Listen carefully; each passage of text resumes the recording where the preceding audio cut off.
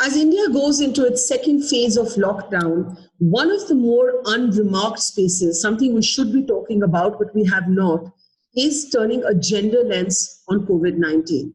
In many ways, women are the most impacted by this crisis for different reasons. Women are at least 50% of those at the front line of health workers.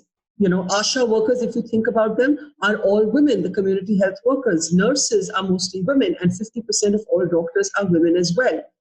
At homes, it is often women who end up giving care. In any family, you will see it's the woman who's mostly looking after the family. And finally, the National Commission for Women confirms a spike in reported cases of domestic abuse and domestic violence. So we need to be talking specifically about women and COVID. And to do just that, we're joined by Dr. Usha Sriram from Chennai. And Usha, I must thank you for turning my lens towards this gendered lens, because I think we do need one. First, list the reasons why you think we must have a gendered dialogue, a gendered conversation about this crisis.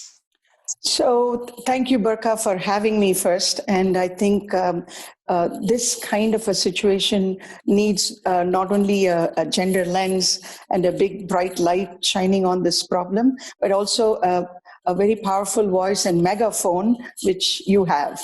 And so I thank you for doing this. So, first starting out, men and women are equal, we know that, but they're not the same. So we have very different life cycles. There are other social norms, and our life is very different.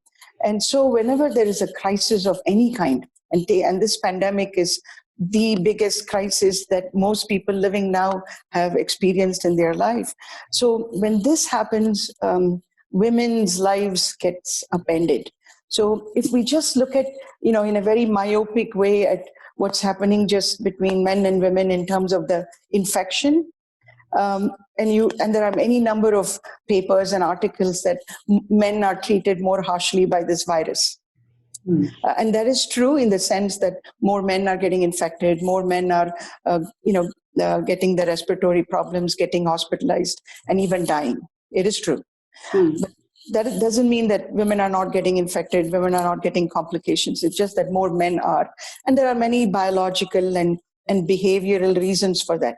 But that apart, you just move away from the whole, that health dynamics, because COVID-19 is much more than a health issue.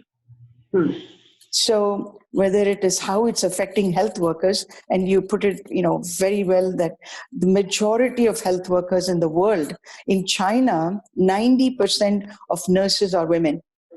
And 70% globally, healthcare workers are women. So these are women who are, braving this and, putting themselves in harm's way and taking care of patients. And so their lives are in danger, their families' lives are in danger. And so there is a big responsibility on the part of the healthcare system to take good care of them. Yeah. Sorry, go ahead. So I just want to come in on that, because I was reading something you've written, and you actually speak about how there are two aspects to this. One is what's happening to women at the front line of the battle against corona, and the other is what's happening to women at home. So, for example, you spoke movingly about meeting a nurse who, because of the shortage of PPE, is too scared to go home, and she'd almost rather risk her own life at hospital. Go home and possibly carry this infection, and we hope she doesn't pick up one, potentially carry it back to her family. So talk a little bit about the kind of stories you've been encountering and the women you've been meeting. So there was a nurse I met when I was making rounds, and she was pregnant. And so, my assistant was asking, aren't you afraid to be working when you're pregnant and in the hospital right now in these times? And she said, I have exhausted all my sick leave. This is my livelihood. Otherwise, I won't have a job, and I just need the job. So here is this woman. But you could just see, and she was talking about how scared she is for her baby. And then I met this other woman who's a housekeeper, and she was just crying because her husband was beating her up if she was going home. She said, I'd rather stay in the hospital and I'm scared to go home. So that's another thing that's happening to working women about domestic abuse. And then this point that you brought up about people afraid to take the infection home. Not just it's their livelihood, but it's also what will happen to my family. And in the US, many of the doctors and nurses have sent away their children to grandparents or to even friends. There's a famous ER nurse in New York who sent away her kids because she has to be in the front line. So those kind of facilities many people don't have. They don't have the luxury of getting a nanny or a grandma who's available. And with this physical distancing, we saw the images of the IAS officer. I interviewed her, in fact, who took her month-old infant to work with her to COVID duty, and she actually cancelled her maternity leave to do that. But not all women have the support system where the husband's willing to be an equal partner. Now, to speak a little bit about also how women who are maybe pregnant are not coming to hospitals for treatment. They're so terrified of catching the infection that they are risking their health in other ways. One hears about women who are expecting, who maybe have other complications like being diabetic, and then they're not coming to get treatment. Yep, absolutely. That's a very big problem that's happening to both pregnant women and women who are not pregnant and having other health issues. So, but pregnancy is a really critical time in a woman's life. There are two lives involved, and it is just narrow window that we have to take really good care of them. So they are not only they are scared of coming to the hospital, their families are not letting them go to the hospital. And then the third thing is most OPDs are closed. And the doctors want to do, teleconsultations or televisits.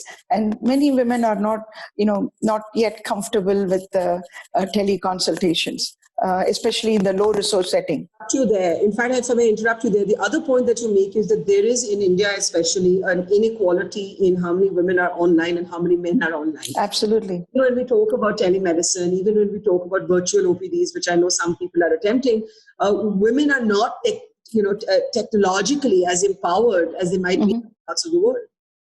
Or access to a computer. So with their husbands and other children at home, their own access to a computer is very limited.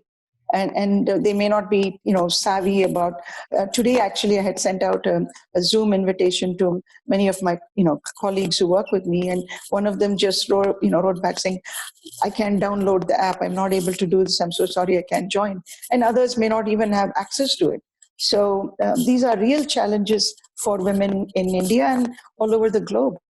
What is the single sort of biggest thing that bothers you when it comes to gendered sort of understanding? There are, of course, things we are seeing on the ground in terms of single women-run households among poor communities, women who've been widowed, women putting the health of others ahead of their own health. This is something, especially Indian women, conditioned to always be sacrificing. Are you finding a lot of this? Are you finding yes. Will always privilege the health of their partners, their parents, and their children above their own? So this is it's in our DNA. This whole caregiving is in our DNA. And so they will prioritize. It'll be children, husband, in-laws, parents, even friends, neighbors, and only, themselves way down in the bottom. That's very typical of, the nature of women, very nurturing, and that's their nature. But in times like this, if they do that, they are really compromising. This is here for the long haul. COVID-19 hopefully will be gone in the next few days, few weeks. But this impact of COVID-19 on lives of women, the economic downturn, what's happened to jobs, women typically are in unorganized sector, or they are in healthcare industry and education, which typically have taken all these challenges that they're facing. They're having kids stay at home, not in school and colleges, and millions of girls are staying home. Mm-hmm. And in continents like Africa, they're worried that many of them may never go back to school. Yeah. And So that's an important point because I'm thinking that in any case in our country, you don't have equality at home. So I'm imagining that now you think of women across classes carrying a disproportionate burden of home responsibility, also often having a responsibility to bring income home, also having children at home now to manage, not even a few hours off in that time that they go to school. And it can range from being responsible for collecting the water to finding a way to put food on the table to in classes like ours, worry about, how to engage your children. And of course, workforce, in any yeah. millions of women who have left the workforce in kind of middle class and upper middle class homes. Now you have an entire informal sector where women have been robbed of their employment, robbed by circumstances. Yeah, and because this whole, the economic downturn, there may be a lot of people who will lose their jobs after this. See, right now, people may be, paying them because that's kind of expected of them. Yeah. But once the lockdown is lifted, there may be actually, cutting back on jobs, downsizing in companies and factories. And usually women are the ones who get affected by these things. What is the one thing that you think we should be worried most about when it comes to women? What are you seeing in your space? When you look at women who are affected by diabetes, when in the NGO that you work in, what's the one thing that leaps out at you that you think people haven't noticed yet? I think there is a lack of general awareness about how these non-communicable diseases, particularly things like diabetes, affect women very differently, which is why I said, see, men and women have same kind of lifestyle, or we could have the same lifestyle, but we have a life cycle that men don't have. So everything about us is kind of, is also hinging a little bit on that. There's pregnancy, there's breastfeeding, there's menopause, there is, taking care of children, there is puberty, so many things that are contraception, so many things that are different in a woman's life. So the awareness about that these problems are all, I like to say, is different, difficult, dismissed, and disabling. It's so telling when men make policy, because initially when a list of essential items were being drawn up, nobody remembered to include sanitary pads. It's just a Yes. example, but it is an essential item for women, right? That's one. And the other thing is, you have also written about and spoken about the lack of access to sexual health, reproductive health at a moment like this, what pregnant women are going through. How do you get a doctor's attention at this point? If you are a poor woman, where the hell do you go? Because, even poor men, non-COVID patients, and I've been reporting this, literally have nowhere to go. So what are you picking up on all of this? I mean, how has policy in a way been invisible in some spaces to women? So, I mean, it is precarious. It could get precarious, these, things like contraception. And anytime there's a crisis, funding gets diverted there. Yeah. Away usually from things like maternal health and, sexual and reproductive services, which they don't think is, life-saving services, they get diverted there. So one of the key things is, I think, leadership. Women in leadership positions is really important, and everyone is talking about how, whether it's Jacinda Ardern in New Zealand or Angela Merkel in Germany, or how and even in our own country, how the women are doing a phenomenal job. So we need more women in leadership positions, policy making, and having dialogues, and of course, a bright light. And if one good thing can come out of this COVID is maybe a bigger awareness about these and the need for a gendered approach. One last question. You do point out that after Ebola, after the outbreak, Ebola, maternal mortality went up. So what should we be worried about and looking out for, as the health system is totally preoccupied with COVID-19? I think the OBGYN societies, FOGSI, should take on a leadership role and both empower the OBGYNs about how to handle women patients during their pregnancy if they get COVID, and have all the right answers, because women are all the time asking questions like, can it go to my baby when I'm pregnant? Will the baby have a birth defect? Will I have a premature labor? Can I breastfeed? Can I go to the hospital? So they have tons of questions. And are guidelines different? Should I have a cesarean section or a normal delivery? So these are all, so have a standard answer for all of this. Do we know the answers? Reasonably well. I mean, there are still, I think we're learning.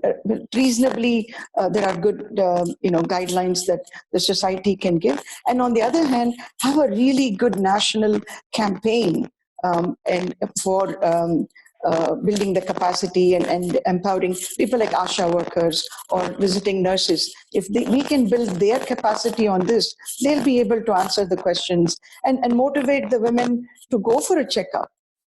Yeah, I just want to say thank you in the end, because I really do think that these issues were getting left aside, and they should not.